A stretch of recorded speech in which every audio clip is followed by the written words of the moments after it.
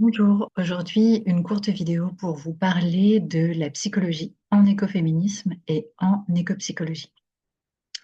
On entend de plus en plus parler de ces deux termes et effectivement la psychologie a elle aussi a évolué à la fois dans son cadre théorique et pratique. Donc je vais vous proposer plusieurs vidéos autour de cette thématique pour en réfléchir les contours, en réfléchir les contours théoriques et les contours pratiques. Aujourd'hui je vais partir d'un poème de Rilke. Je ne sais pas si vous le connaissez. Et le dernier vers, c'est un même espace unit tous les êtres, espace intérieur au monde.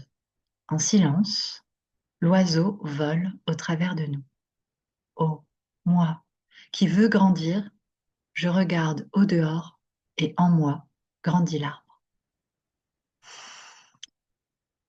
Ce, ce poème de Rilke nous parle de l'espace intérieur au monde. C'est ce qui est nommé, ce qu'il nomme Der Weltinnenraum, qui est un concept posé par Rainer Maria Rilke pour exprimer le fait qu'en adoptant un mode d'attention plus ouvert, diffus et réceptif, nous pouvons laisser la nature venir à soi et se laisser toucher par elle. C'est ce que l'on va éprouver en état, par exemple, de méditation pleine présence.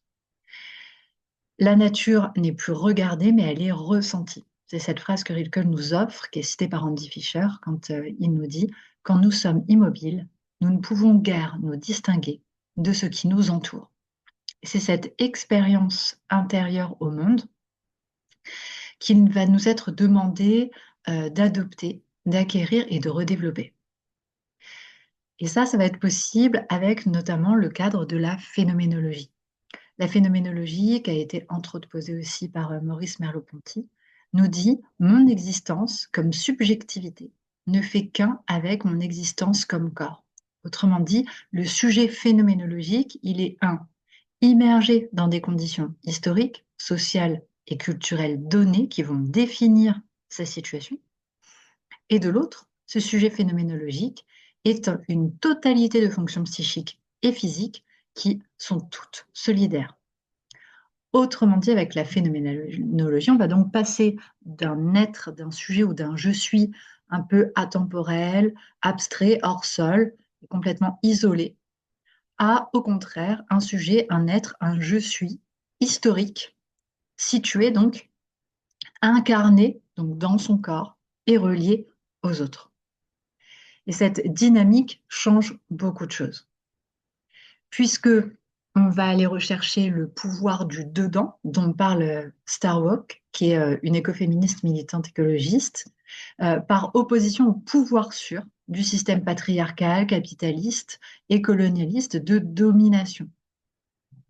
C'est ce que euh, Merleau-Ponty exprime lorsqu'il dit: en fait, ce pouvoir fondamental que j'ai d'être le sujet de toutes mes expériences, au point que c'est pour elle une destinée d'être libre.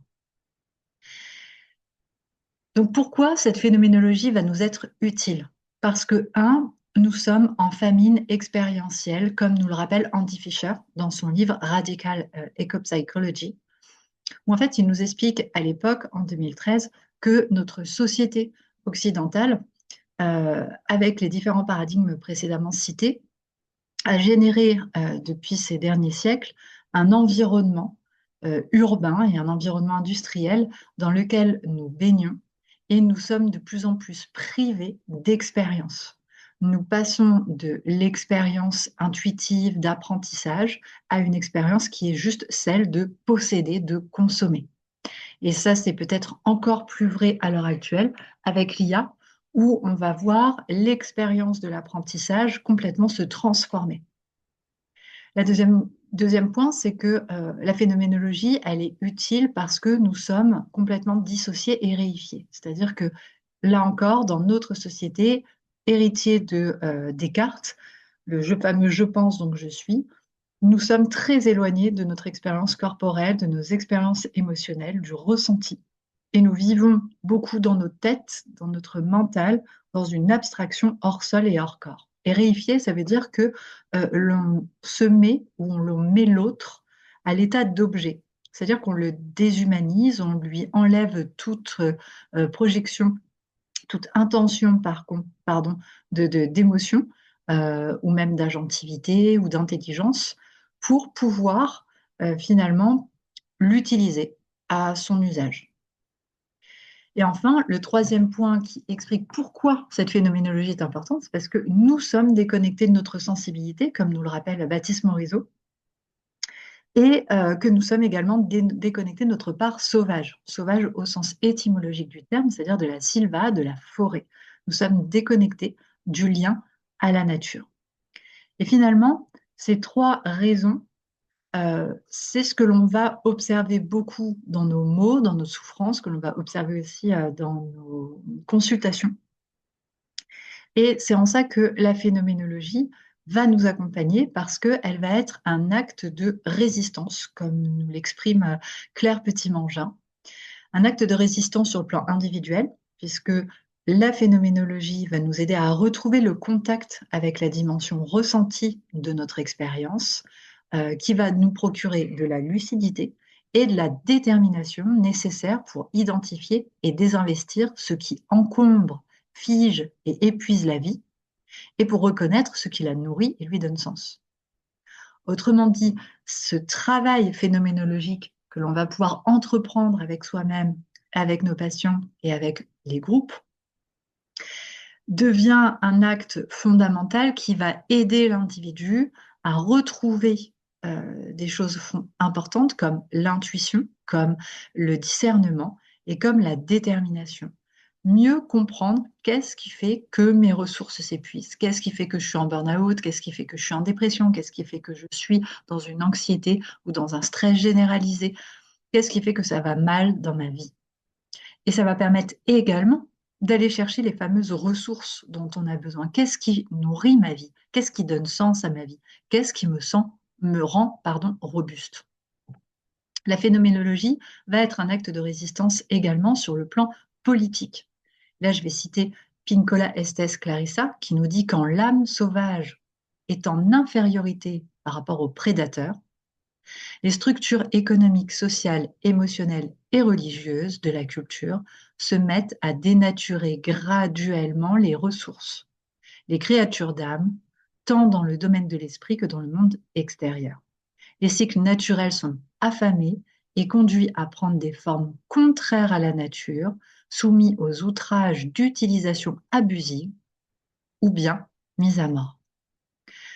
Cette citation résume ce qui se passe effectivement lorsque l'on continue à être dans une famine expérientielle, lorsque l'on est dissocié, réifié, coupé de sa sensibilité, mais également coupé de son âme sauvage, coupé de sa reliance avec la nature.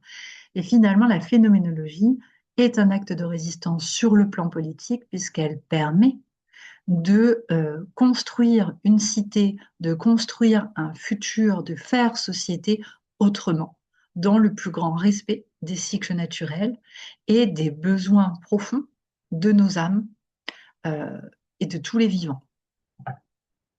Enfin, la phénoménologie est un acte de résistance sur le plan écologique, puisque, comme le pose Théodore Roszak, le fondateur de l'écopsychologie, les déchets toxiques, l'épuisement des ressources, l'annihilation de la biodiversité, tout cela nous parle si nous sommes prêtes et prêts à l'entendre de notre être profond. Et pour pouvoir l'entendre de notre être profond, l'humain, l'humaine a besoin profondément de se reconnecter à son corps, à ses émotions, à sa sensibilité, à son discernement, à son intuition et à un process également de transformation de tout l'héritage de notre société occidentale. Donc la phénoménologie est une des clés épistémologiques et méthodologiques pour pratiquer et penser la psychologie en écoféministe et en écopsychologie. Merci de m'avoir écouté. Nous pourrons continuer à découvrir la psychologie en écoféministe et en écopsychologie avec d'autres vidéos et d'autres termes. À bientôt.